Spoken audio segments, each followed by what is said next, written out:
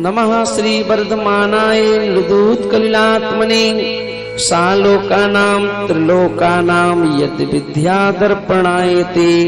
बोलिए अनंतानंद परमेष्ठी भगवान की, 24 तीर्थंकर भगवान की, गुरुदेव श्री विराग सागर जी महाराज की, अहिंसामयी विश्व धर्म की।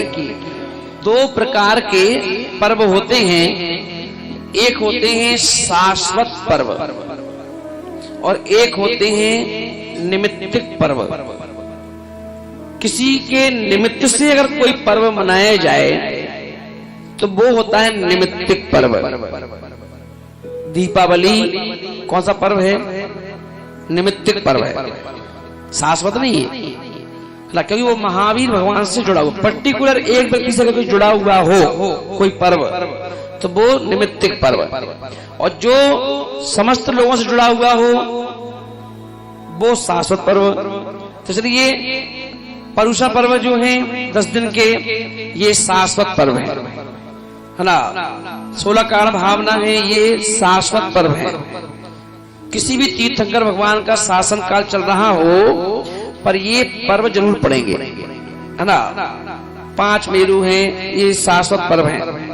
पर्व देखें, दीपावली, मुकुट सप्तमी ना, रक्षाबंधन, ये निमित्तिक पर्व है। तो अकंपनाचार्य आचार महाराज से जुड़ा हुआ पर्व है।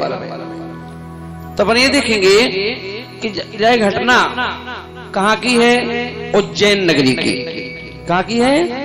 उज्जैन नगरी की घटना है कि उज्जैन नगरी में नगर के बाहर जैसे अपने आप आश्रम है, ऐसे ही नगर के 1 किलोमीटर 2 किलोमीटर बाहर एक उद्यान होते थे। पहले अपना आश्रम नाम रख दिया, है ना। जैसे मैंने कहा था नसिया रखो, है ना। तो जो चर्चित नाम है वो क्या है? पुराने इतिहास जो कहता है कि पहले के समय में 2 ही नाम से जाना जाता था।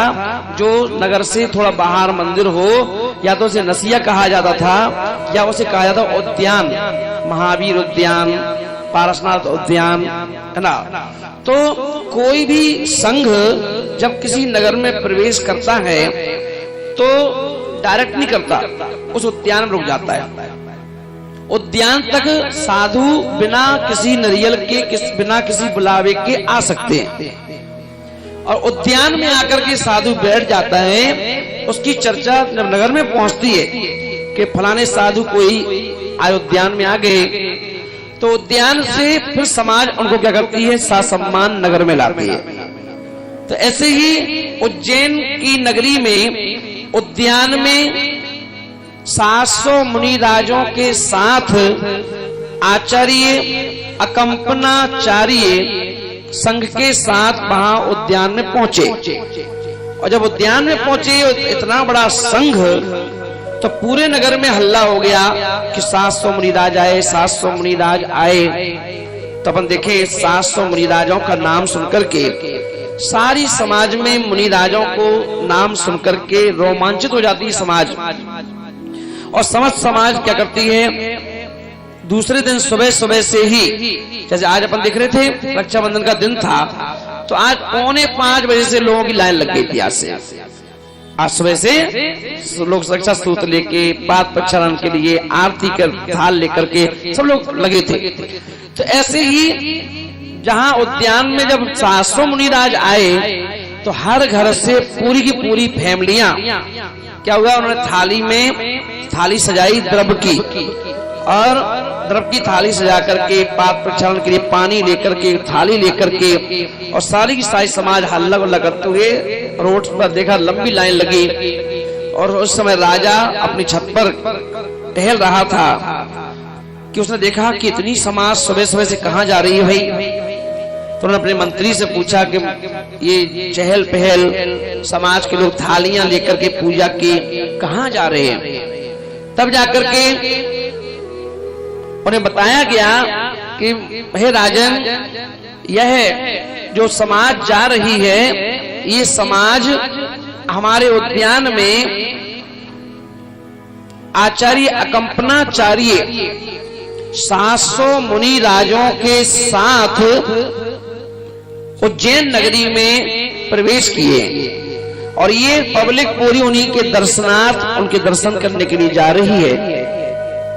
और पता चला कि अच्छा, तो राजा भी जो होता है वो भले किसी भी जाति का हो, पर राजा क्या होता है, अपनी नगर में आने वाले कोई भी संत महात्मा पुरुष हैं, उनके दर्शनों के लिए जरूर जाता है। और अपन देखिए कि वह मुनिराज भी के दर्शन करने के लिए राजा ने कहा कि एक काम करो, इतना बड़ा संघ आया है हमारे नगर में, यह हमारे नगर का सौभाग्य है, इसलिए हम भी उनके दर्शनार्थ चलेंगे, कल तैयारी करो।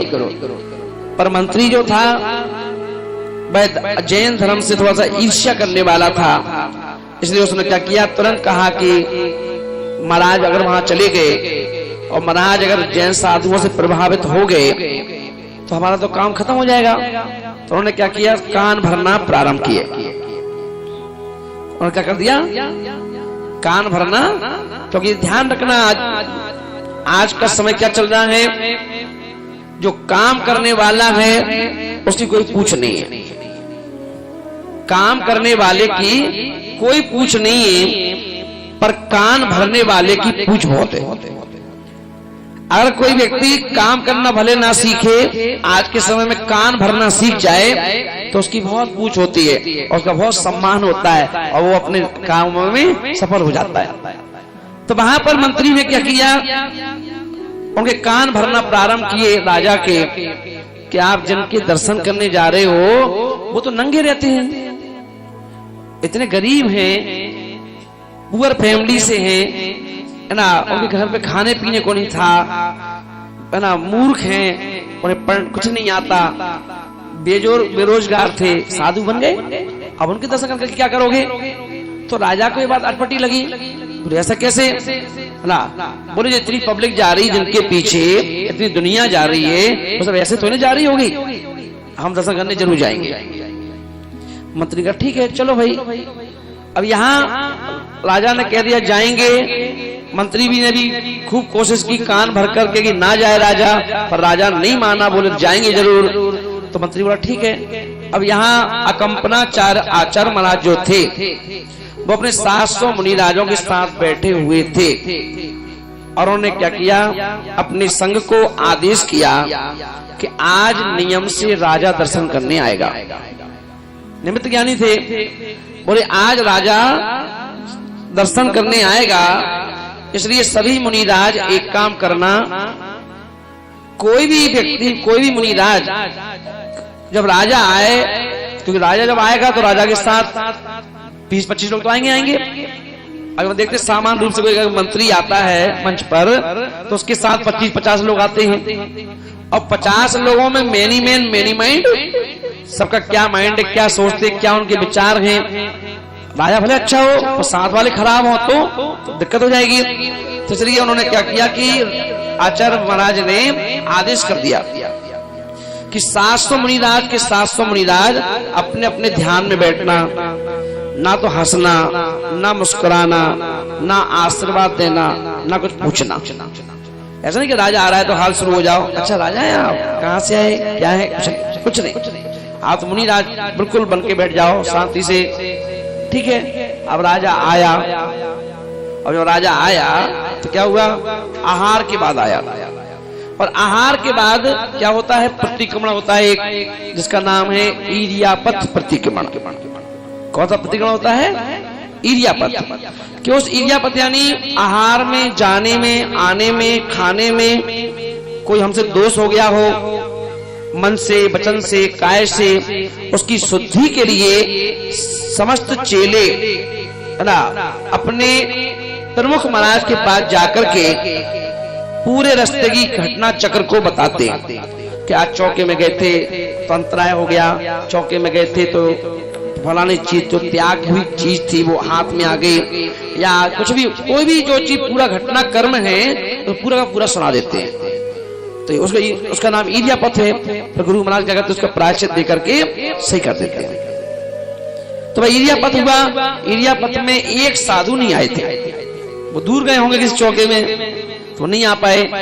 तो उस समय मुनि आचार्य अकंपनाचार्य ने जो आदेश दिया कि राजा आएगा, कोई बोलना मत, कोई आश्वासन मत देना, वो कुछ भी कहे ना। बोले ठीक है, पर उन महाराज को पता ही नहीं था कि क्या आदेश दिया आचार्य महाराज ने। अब वो राजा आ गया, सबको नमस्ते किया, नमस्कार, प्रणाम प्रणाम। सब महाराज अपनी आंख बंद के ध्यान में बैठे थे। राजा बड़ा खुश हुआ उनकी सौम्य मूर्ति को देख करके, उनकी सौम्यता को देखकर, उनके वीतरागता को देख करके, उनकी सहस है ना मुद्राओं को देख करके बड़ा खुश हुआ। और बोला देखो कितने सुंदर महाराज लग रहे हैं, कितने ऐसा लग रहा है साक्षात भगवान बैठे हो ना। तो मंत्री जो थे, काम वाले जो थे, नहीं कौन थे वो, काम करने वाले नहीं थे, कौन थे, कान भरने वाले थे। और उन्होंने फिर कान भरना चालू किए। अरे महाराज, ये आपके डर के मारे चुपचाप बैठ गए, आपके डर से मौन लेके बैठ गए, क्योंकि इनको ज्ञान तो है नहीं। तो इनको ये डर था कि कहीं राजा ने कोई प्रश्न पूछ लिया तो, कोई बात पूछ ली तो, इसलिए इन्होंने क्या किया, मौन ले लो, बचने का तरीका यही है। इसे मौन लेके बैठ गए ना। मान लगा अब कुछ भी हो, मौन लेके बैठे ना, अच्छे लग रहे। और महाराज वहां से प्रभावित होकर के प्रणाम करके चला गया।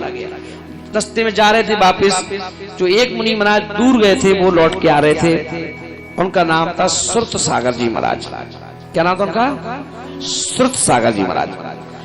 अब वो रास्ते में मिल गए तो चार जो मंत्री थे, अब उन्होंने उन पर भी कमेंट चालू कर दिया। बोले देखो, एक ये जो मुनि चल के आ रहा है, युवा थे, बोले तरुण बैल, क्या शब्द यूज किया उन्होंने कि ये तरुण बैल चर के आ रहा है, आ करके नहीं आ रहा, क्या करके चर के आ रहा है ना। अब वो मुनि राज जो थे, उन्हें पता तो था ही नहीं कि महाराज ने मना कर रखा है बोलना मत।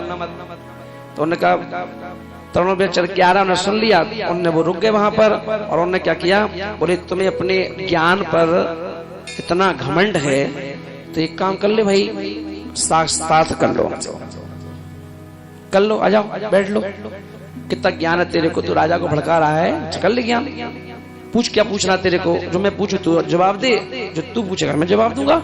चार मंत्री थे, चारों ने पूछा, बता दिए। जब महाराज ने पूछा तो कुछ नहीं बता पाए, और 2 घंटे लगभग उनकी शास्त्रार्थ चला और वो हार गए, चारों के चारों हार गए। और महाराज अपने क्या किया, चले गए, जीत गए थे, चले गए वापिस संघ में। और संघ में जाकर के उन्होंने महाराज को नमस्ते किया और बोले महाराज बोले इतने लेट कैसे आ गए भाई। बोले गुरुजी ऐसी ऐसी बात थी, रास्ते में राजा मिल गया और राजा के साथ मंत्री थे, वो भड़का रहे थे, तो मैंने फिर रहा नहीं गया, मैंने उनको हरा दिया। तो बोले पागल हो तुमने, ये क्यों किया, मैंने यहाँ सबको आदेश दिया था कोई उनको आशीर्वाद नहीं देगा, बोलेगा नहीं, और तुमने उनको हरा दिया।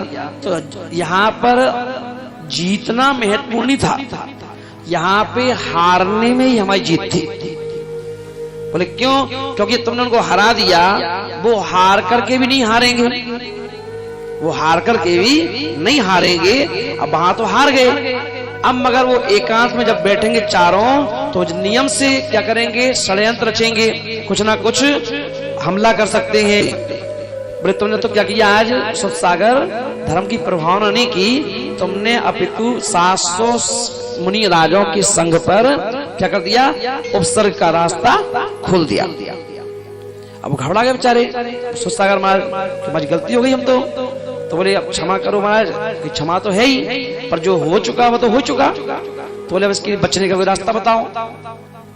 गुरु से बोले चलो अब गलती तो हो गई हमसे, अब इससे वो रास्ता बताओ कि हमारे संघ पर अगर मैंने गलती की है तो चाहे भले वो मुझे मार डाले, पर कम से कम हमारे जो संघ है 700 लोगों का, इन पर किसी प्रकार का उपसर्ग ना हो, वो रास्ता आप हमें बताओ। आचार्य महाराज बोले एक काम करो, तुम जहां तुम्हारा उनसे मुकाबला हुआ था जिस रास्ते पर, तुम वहीं जाके खड़े हो जाओ, वहीं जाके सामायिक करो, वहीं जाके ध्यान करो। सोचो तो आज का दिन क्या है, गुरु और चेले का दिन है।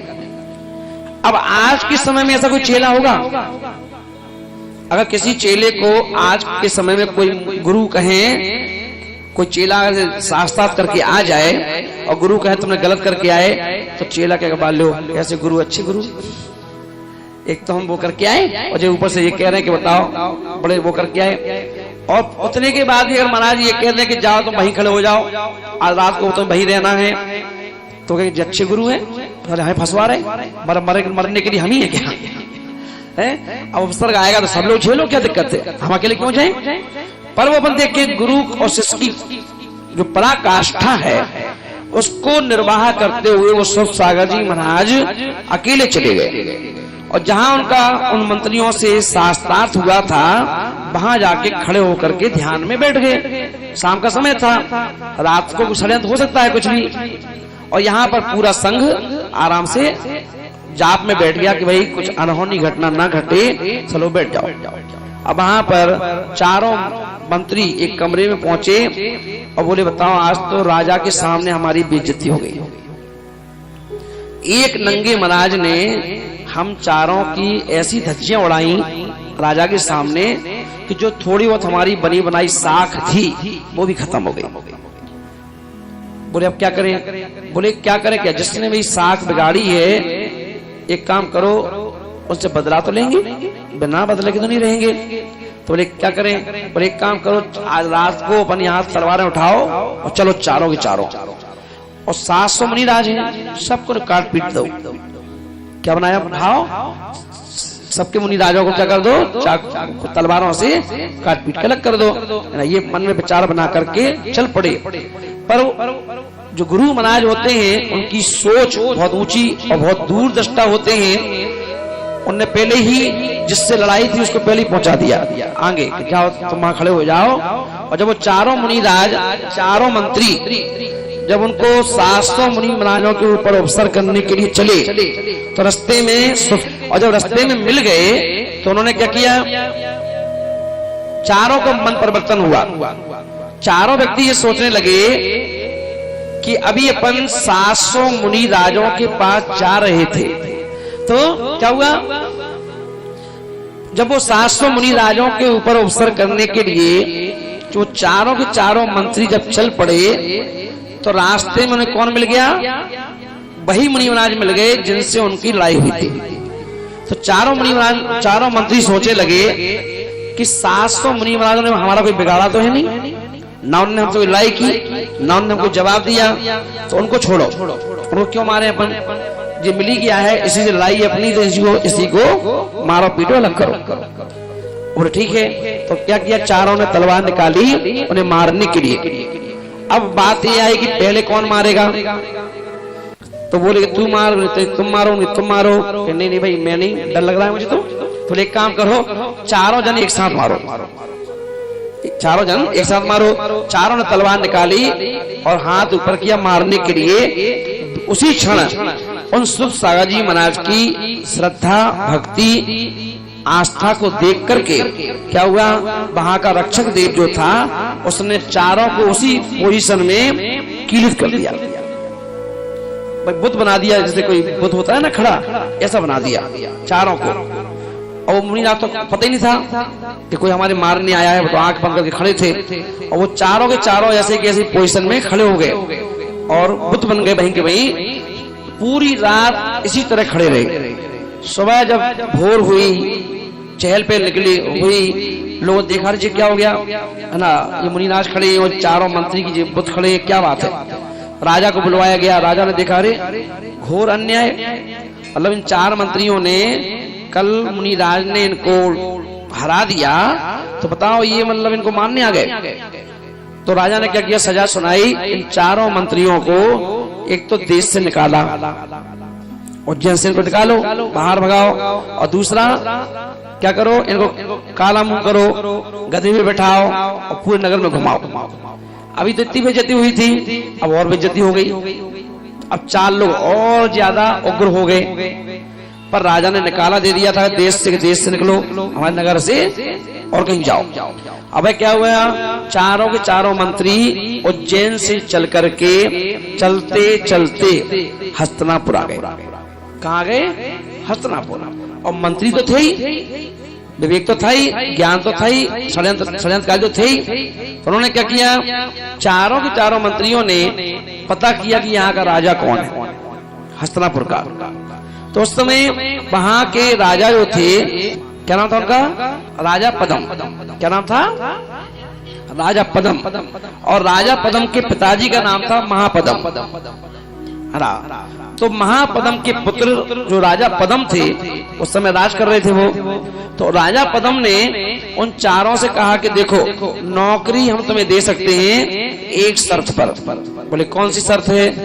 बोले एक व्यक्ति से हम बहुत परेशान है नगर में, वो ऊधम मचाता है, लोगों को ठगता है, लूटता है, उससे बहुत परेशान है। अगर तुम उस व्यक्ति को बांध करके मेरे पास लाके उपस्थित कर दो तो मैं तुम्हें नौकरी दे दूंगा। चारों के चारों होशियार तो थे ही। उन चारों ने क्या किया, उस व्यक्ति को पकड़ करके 15-20 दिन में और वो ला करके चरणों में पटक दिया, ये लो आपका ये व्यक्ति। राजा पद्म बड़ा खुश हुआ। राजा पद्म ने क्या किया, उनको नौकरी दे दी और खुश होकर के क्या कहा कि एक काम करो, तुमसे बहुत खुश है, तुमने हमें इतनी बड़ी चीज दी दी, बताओ तुम्हें क्या चाहिए, तुम जो मांगोगे वो तुम्हें दे देंगे। इसलिए आचार्यों ने कहा है कि जब ज्यादा खुश हो तो किसी को कुछ देने की कोशिश मत करो। ये मत कहो जो देना है दे दो जो है, ये मत कहो कि क्या चाहिए तुम्हें मांग लो। उन्होंने क्या किया, राजा दशरथ की तरह वरदान दे दिया, बोलो क्या चाहिए तुम्हें मांगो, जो तुम मांगोगे वो तुम्हें मिल जाएगा। चारों मंत्री होशियार तो थे ही, उन्होंने कहा अभी नहीं चाहिए, ये आपका प्रॉमिस हमारे ऊपर ड्यू रहा, जब मौका पड़ेगा हम ले लेंगे। राजा का ठीक है, और मंत्री पद पर रहने लगे। अब यहाँ से संघ कुछ समय रहने के बाद इनका भी बिहार हुआ।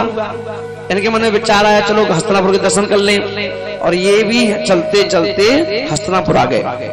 और जैसे हस्तिनापुर के उद्यान में रुके तो अब फिर हल्ला हुआ हस्तिनापुर में, कौन आया कि महाराज आए, महाराज आए, महाराज आए, कौन से महाराज, अकंपनाचार्य। अब ये चर्चा, चार मंत्री भी पहुंच गई और लो वहां भगवा दिया, इनने काला मुंह करवा दिया, गधे पे घुमवा दिया।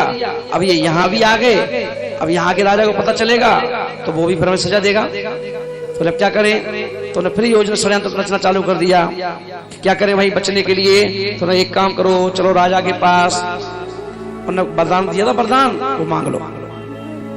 बोले महाराज वरदान आपने कहा था तुम्हें जो चाहिए मांग लो। बोले हाँ बोलो क्या चाहिए। तो बोले एक काम करो, 15 दिन के लिए आप तीर्थ यात्रा पे चले जाओ, और 7 दिन के लिए जो राज है ये हमें दे जाओ, हम संभालेंगे अपने हिसाब से।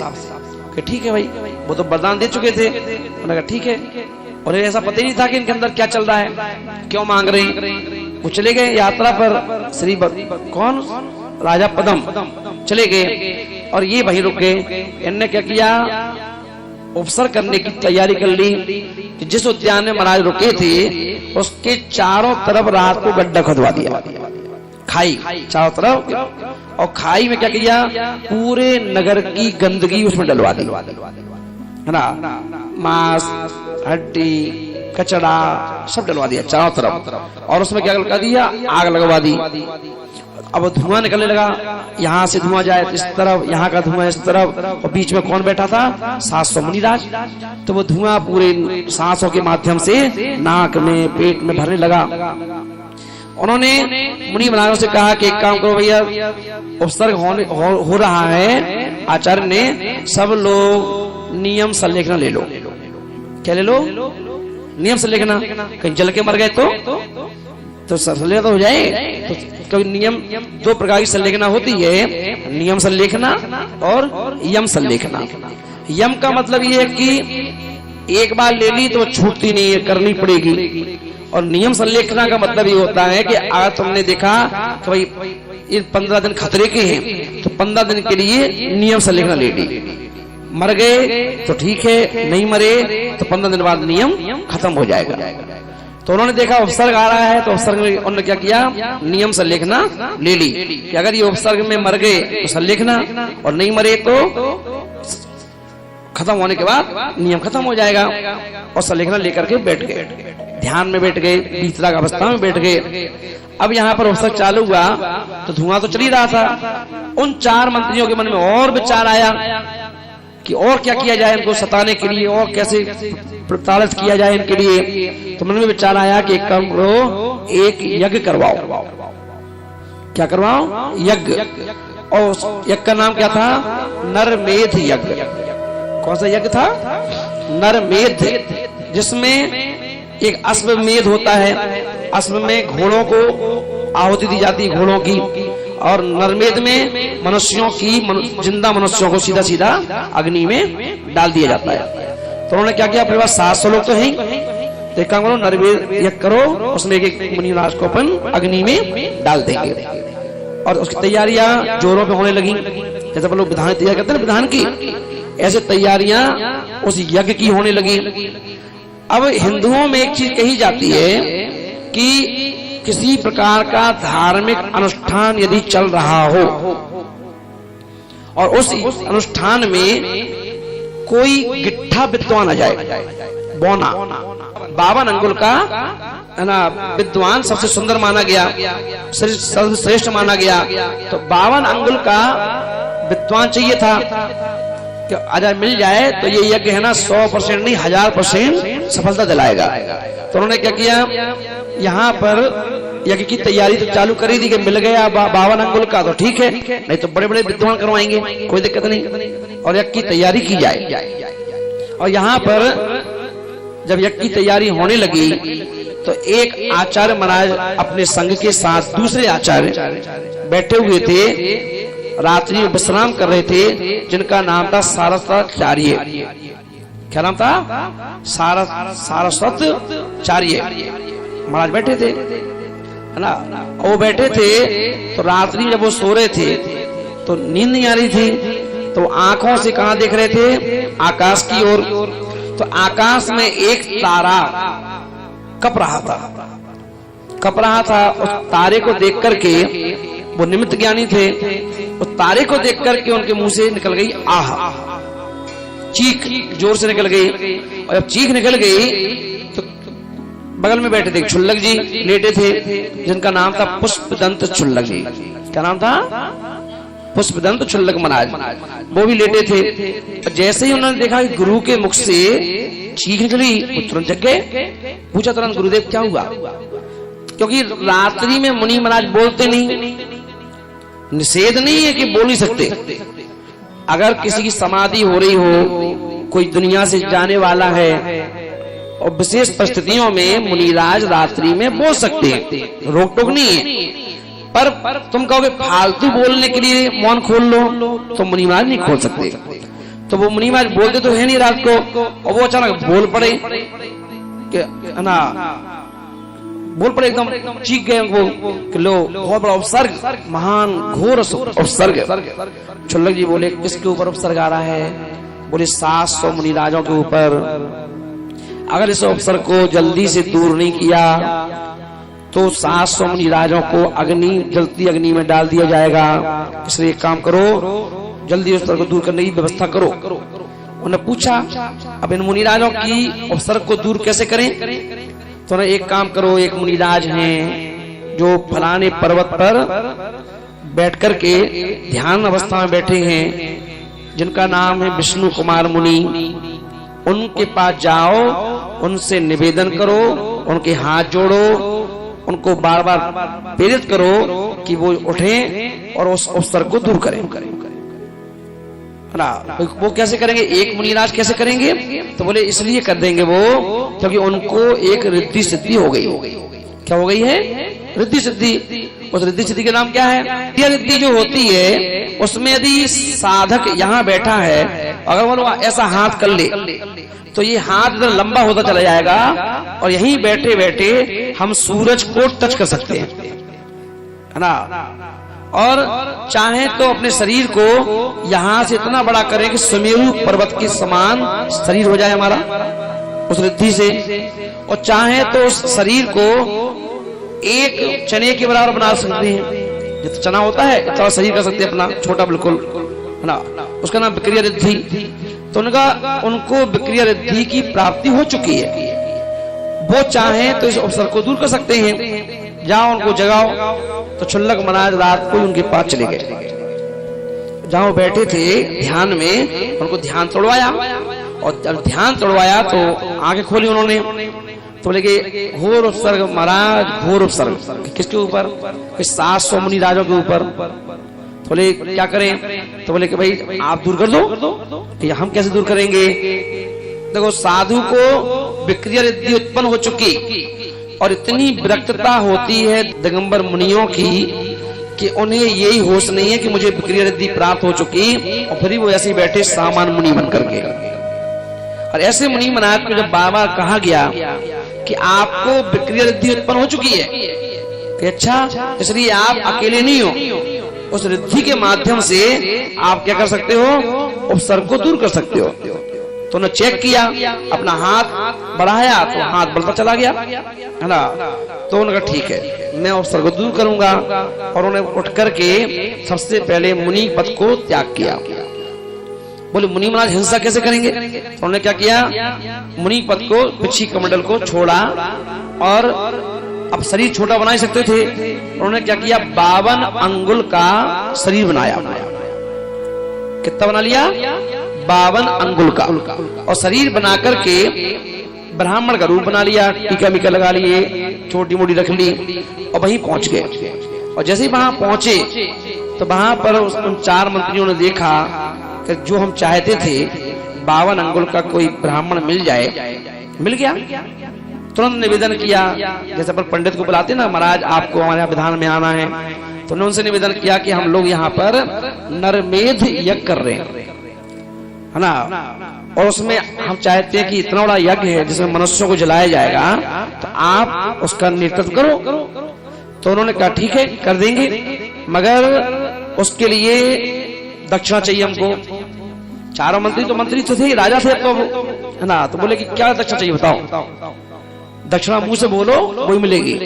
बोले हमें कुछ नहीं चाहिए, पैसा चाहिए नहीं, दौलत चाहिए नहीं, सोना चांदी चाहिए नहीं, मुझे तो सिर्फ एक काम करो, दान में 3 पांव जमीन दे दो। क्या दे दो? 3 पांव, मतलब पैर, 3 पैर, 3 कदम जमीन दे दो, बस हमारा काम हो गया। वो हंसने लगे चारों के चारों। बताओ कैसा? जैसा छोटा है वैसे छोटे, सोच भी तेरी छोटी है। अरे तू राजा से मांग रहा है और फिर भी 3 कदम जमीन मांग रहा है। अरे तुझे जितनी चाहिए उतनी मांग ले। बोले नहीं, 3 कदम, 3 कदम जमीन दो, है ना, तो मैं तुम्हारा ये वाला काम कर दूंगा। अब 52 अंगुल का ब्राह्मण, उसके 3 कदम कितने होंगे? कितने? मतलब 52 अंगुल का मतलब हो गया कि ज्यादा से ज्यादा 1.5 फुट की लंबी, समथिंग 1.5 पौने 2 का ब्राह्मण। अब 1.5 फुट का ब्राह्मण है, जितना बड़ा ये तखत भी ऊंचा है ना, इससे छोटा ब्राह्मण। अब वो करवाए हवन और वो 3 कदम जमीन मांगे, तो उसके तो 3 कदम अगर देखेंगे तो अपन 3 फुट भी नहीं हो पाएगी पूरी। तो वो चारों के चारों मंत्री जो थे हंसने लगे और बोले कि बताओ, चलो एक काम करो, हम तुम 3 कदम तुम्हारे बहुत छोटे होंगे, हम नाप देंगे अपने कदम से। लंबा व्यक्ति बोला, बोले नहीं, मेरे कदम मैं ही जमीन लूंगा। कि ठीक है भाई, दे दी गई। भाई मुकर ना आ जाए, बोले एक काम करो, तो हिंदू ग्रंथों में जो प्रतिज्ञा दिलाई जाती है वो पानी अंजलि में भर करके और वो छुड़वा के दिलाई जाती है कि लो पानी लो हाथ में और संकल्प करो कि हाँ मैं अपनी बात से मुकरूंगा नहीं। और अंजलि पानी लेकर के किसी ने अगर नियम ले लिया तो जब प्राण चले जाए फिर वचन नहीं जाएंगे। तो लो अंजलि में पानी और छोड़ो इसको, बोलो कि मैं 3 कदम जमीन दूंगा और यहाँ दूंगा। कि ठीक है, दो यज्ञ बाद में करेंगे, पहले दो। बोले ठीक है, ले लो, गई नापो। तो ठीक है, उन्होंने क्या किया, सबसे पहले रिद्धि जो थी उससे शरीर बढ़ाया। शरीर, और शरीर कितना बड़ा हो गया? सुमेरु पर्वत के बराबर।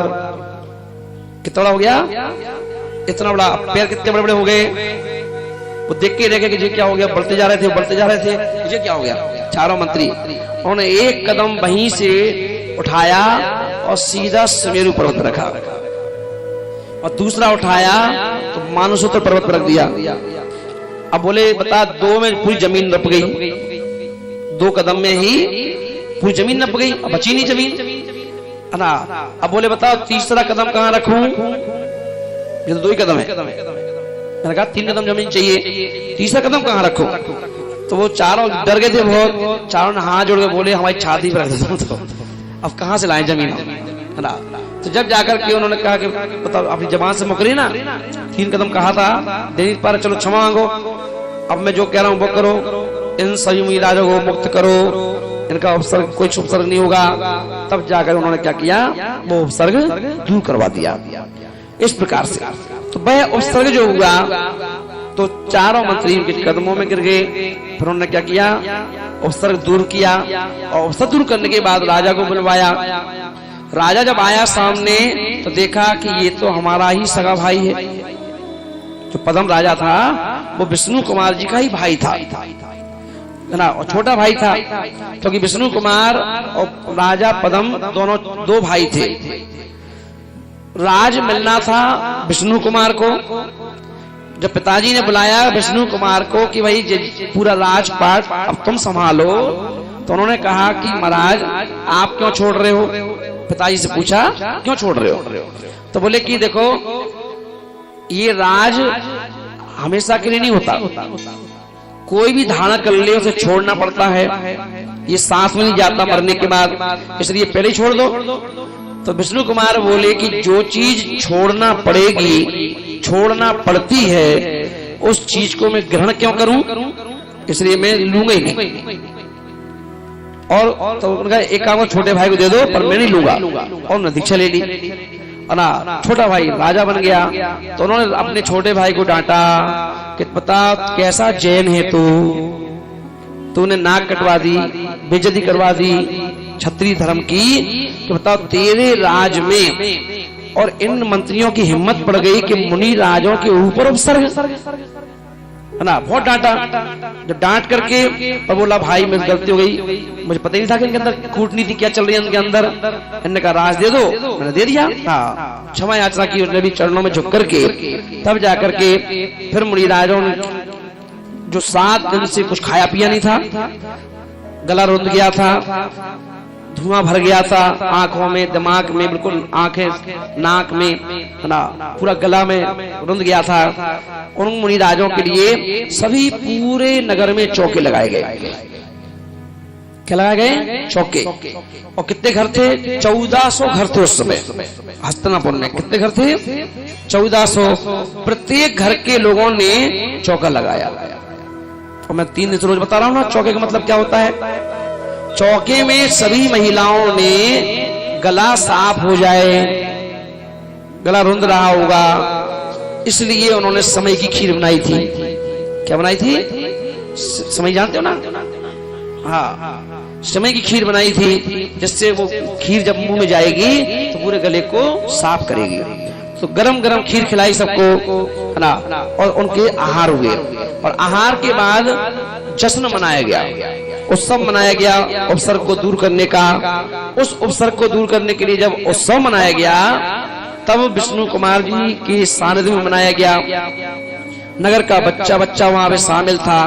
तब उन्होंने कहा कि तुम लोग जैन हो, हमें शर्म आती कहने में, तुम लोग जैन हो, हमें शर्म आती कहने में कि जब बताओ तुम अपने धर्म के ठेकेदार मुनि राजों की रक्षा नहीं कर पाए, तो तुम अपने परिवार की, बीवी की, बहन की, बेटी की रक्षा कैसे करोगे। तो जो व्यक्ति जिसकी नजर में धर्म कुछ नहीं है, गुरु कुछ नहीं है, वो व्यक्ति कभी किसी की रक्षा नहीं कर सकता। बहुत डांटा, सबने क्षमा याचना की, महाराज क्षमा का दान दो, क्षमा का दान दो, क्षमा का दान दो। उन्होंने फिर क्या किया? संकल्प करवाया, और संकल्प के रूप में सभी को एक एक जनेऊ दिया। क्या दिया? क्या दिया? जनेऊ। जो देते ना जनेऊ बांधते लोग, धागा, जनेऊ दिया। अब महिला तो पहनती नहीं है जनेऊ, तो उन सभी महिलाओं बहनों के लिए क्या दिया? रक्षा सूत्र, एक धागा दिया कि धागा बांधो। बोले किस बात के लिए? ये नियम लेकर के कि अब की बार जो तो होना था हो गया, पर अगली बार से चाहे हमारे प्राण चले जाएं, चाहे हमारी जान चली जाए, पर हम जैन धर्म और जैन गुरुओं पर आंच नहीं आने देंगे। भले प्राण चले जाए कोई दिक्कत नहीं, अरे हंसते हंसते प्राण दे देंगे कि अपने गुरु के लिए, अपने धर्म के लिए, है ना। अगर धर्म के लिए हम कुछ नहीं कर पाए, गुरु के लिए कुछ नहीं कर पाए, अरे हम सच्चे तो सैनिक हैं जिनको देश कितना प्यारा लगता है, देश इतना अच्छा लगता है, कुछ देश के लिए हंसते हंसते प्राण दे देते हैं। रोज देखो खबर में आती है कि आज फलाना शहीद हो गया, आज फलाना शहीद हो गया, और उनके पिताजी मम्मी कहते हैं और हमारा एक बेटा और होता, 4 और होते, उनको भी सीमा पे भेज देते हैं। तो जब एक सैनिक को देश के प्रति जब प्रेम उमड़ता है तो वो अपने प्राण दे सकता है। तो जिस धर्म से हमारा उद्धार है, जिस धर्म से हम भगवान बन सकते हैं, जिस धर्म से हम अपने आत्मा कल्याण कर सकते हैं, तो क्या उनके लिए अपनी बाजी लगा सकते क्या? तो ये सूत्र बांधा था। उस सूत्र को बांधने से, है ना, महाराज ने बांधा सबके लिए, ये सूत्र बंधवाओ और नियम लो, और सब लोगों ने बांधा फिर महाराज के लिए, है ना।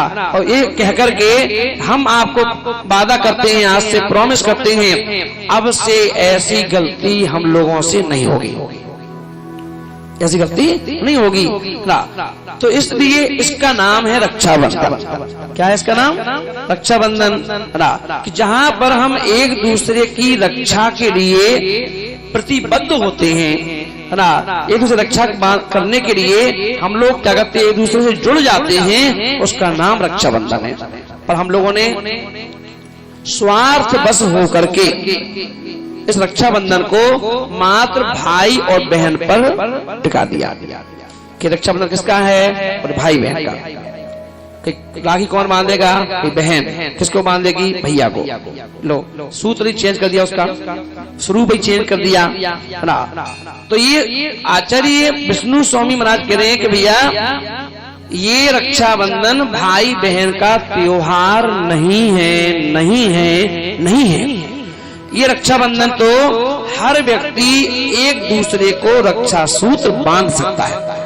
पत्नी पति को बांध सकती है, बहन भाई को ही नहीं, साथ में अपने चाचा हैं, ताऊ हैं, पापा हैं, सबको बांधेगी, है ना। और उसी तरह से पापा जी भी अपने घर के सभी लोगों को एक रक्षा सूत्र, जो कहते हैं ना लाल जोड़ा होता है, ठीक है। अब वो राखी बन के आने लगी नई डिजाइन की, तो सही सूत्र तो धागा ही होता है। तो पिता क्या करता है, सबको एक धागा बांधता है। तो जब भी कोई धार्मिक अनुष्ठान होता है, विधान हो, पंच कल्याणक हो, बाद में प्रारंभ होता है, पहले आपकी कलाई पर बांधा जाता है धागा, वो रक्षा सूत्र का है कि सूत तक लग जाए, पार तक लग जाए, तब भी आपका विधान कैंसिल नहीं होगा। उसका नाम रक्षा सूत्र है। तो रक्षा सूत्र कोई भी किसी को भी बांध सकता है जो रक्षा करना और कराना चाहते हैं, उसका नाम रक्षाबंधन है। ऐसे रक्षाबंधन को आज हम सब लोग यहाँ मनाने जा रहे हैं। समझ आ गया ना? तो 4 मंत्री जिनके क्या नाम थे, प्रहलाद, नमूची, बृहस्पति और बलि, है ना, ये 4 मंत्री थे। और इन 4 मंत्रियों ने जो डर के कारण से, भय के कारण से मुनि महाराजों के ऊपर इतना बड़ा घोर उपसर्ग और कितनी गंदी सोच रखी थी कि इन मुनि राजों को हम एक एक करके हवन में डालेंगे, है ना। ऐसा उपसर्ग दूर हुआ था। और आज मैं पूरे बड़ौद के लोगों से भी कहूंगा, क्या कहूंगा, कि धर्म की बागडोर बड़े बुजुर्गों ने इतने बड़े बड़े मंदिर बना करके, इतनी बड़ी बड़ी संप्रदाय धर्मशालाएं दे करके हम पर जो उपकार किया है, उसकी रक्षा करने का रक्षा सूत्र महाराज से बंधवाओ। कि हम नया मंदिर नहीं बना सकते, नई धर्मशालाएं नहीं बना सकते, तो जो पुराने मंदिर हमें हमारे विरासत में हमें दिए गए हैं, कम से कम हम उनकी रक्षा तो कर सकते हैं, है ना।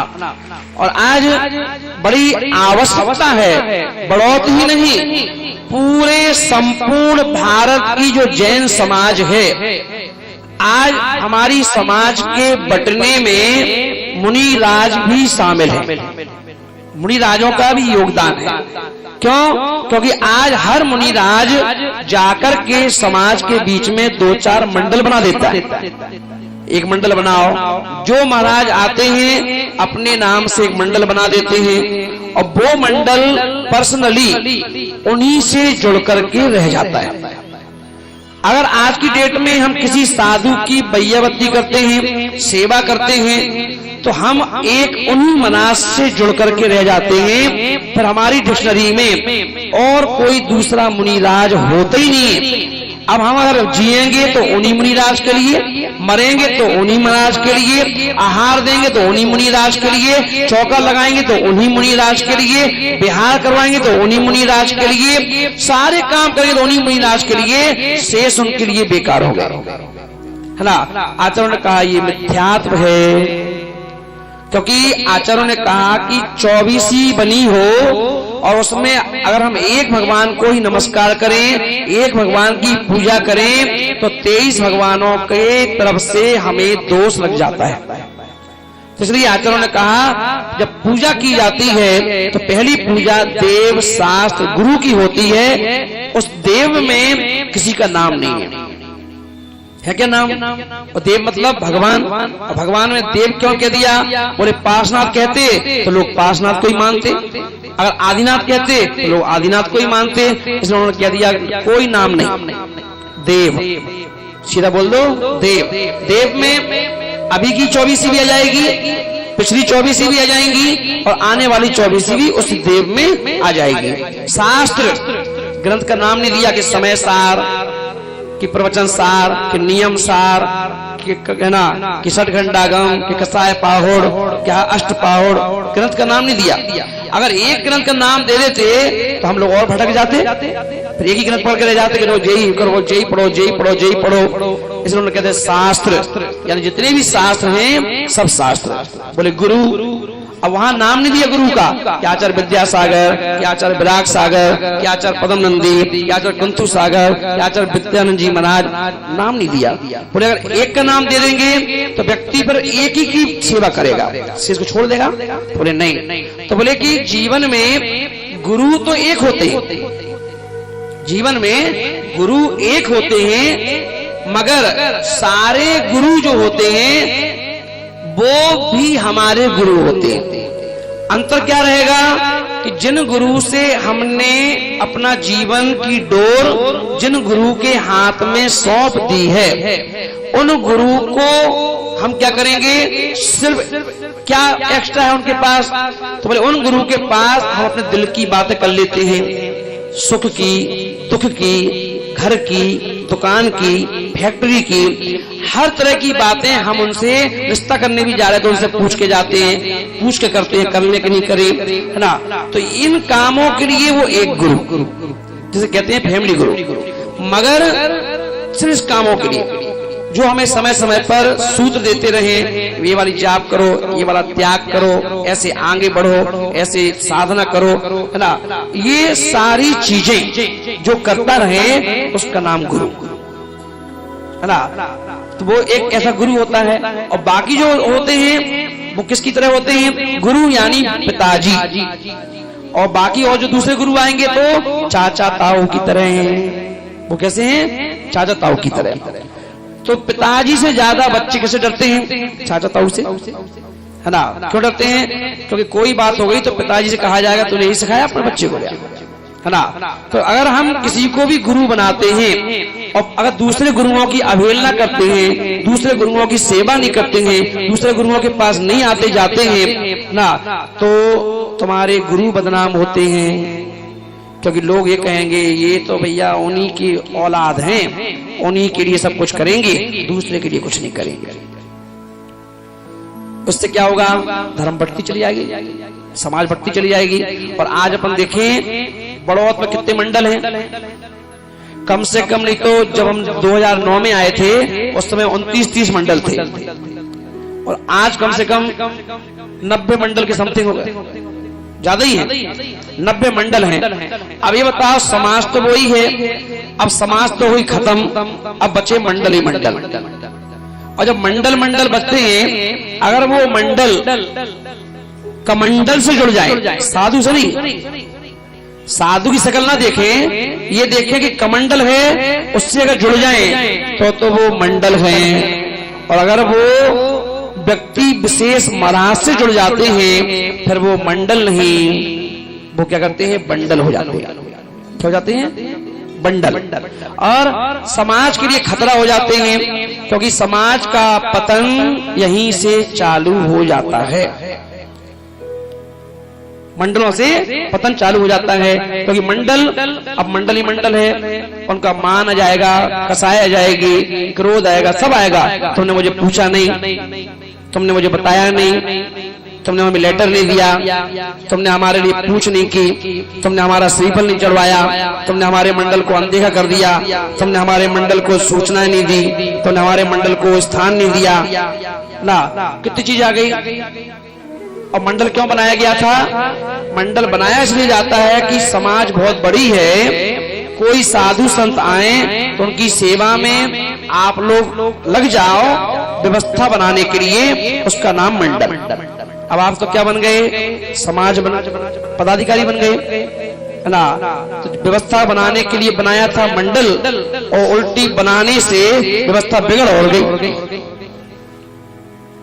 व्यवस्था बनी कि बिगड़ गई, बिगड़ गई, है ना। आचार्य ने कहा ऐसे कोई मंडल नहीं होते, धर्ममंदो। आज आवश्यकता है पूरी समाज को एकजुट, एक होकर रहने की। क्योंकि अपन देखें धीरे धीरे समय चेंज हो रहा है।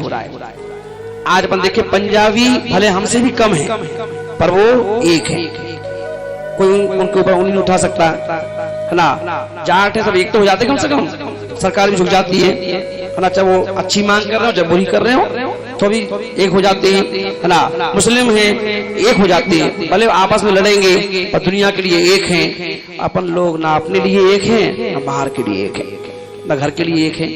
इसलिए आज रक्षाबंधन का मतलब है हम सब एक रहें, नेक रहें, धर्म की आन मान शान, इसके लिए बिल्कुल एक रहें, है ना।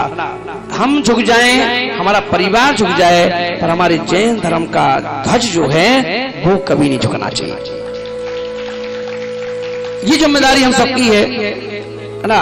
कभी किसी मुनि राज की निंदा नहीं करो, कभी किसी मुनि महाराज की आलोचना मत करो, कभी किसी कोई मुनि महाराज अगर तुम्हें अच्छे नहीं लगते हैं तो भले उनके पास मत जाओ, चलेगा, उनकी विनय मत करो, चलेगा, मगर अवहेलना तो मत करो, अनादर तो मत करो।